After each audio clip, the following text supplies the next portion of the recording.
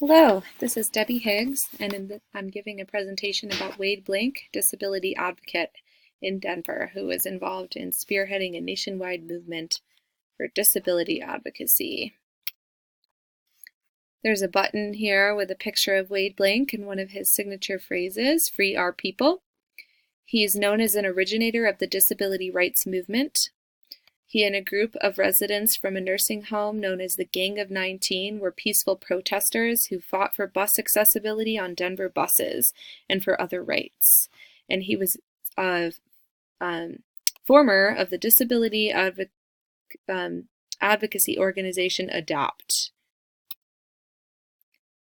Wade Blank did not have a disability. He was a Presbyterian minister who was inspired to help the cause after taking a job at a nursing home. He had marched with Martin Luther King Jr. in Selma, Alabama, which was a huge influence on his life. He was trained in civil disobedience and helped draft resistors during the Vietnam era. After he left his native state of Ohio, which he did after he witnessed students being shot during protests at Kent State, he took a job at Heritage House in Denver. There he discovered that residents were being neglected and were not being offered opportunities to thrive. He also saw that many residents could be capable of living independently if there were supports in society for them to be able to do so. Wade became known by organizing protests for accessible transit, but before that, he was involved in something even more radical, deinstitutionalization. A lawsuit was brought against Heritage House based on poor conditions at the facility, and he helped more than 19 residents move out and form a community called Atlantis, where they were able to live independently.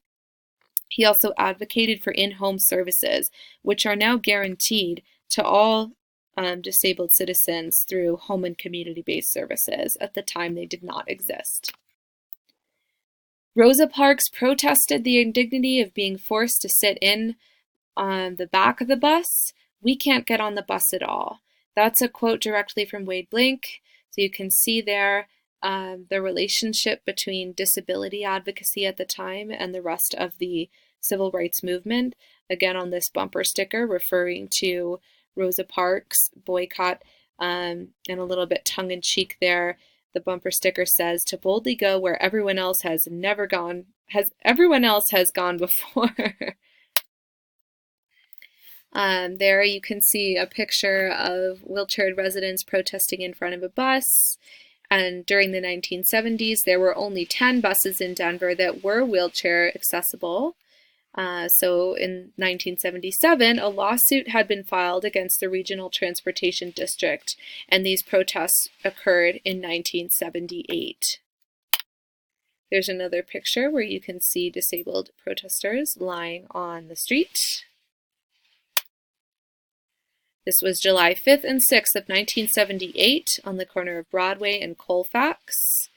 This captured nationwide attention from the media, and the organization ADOPT was formed. This stood for Americans with Disabilities for Accessible Transit. The acronym has actually since been changed due to the vast success of the movement.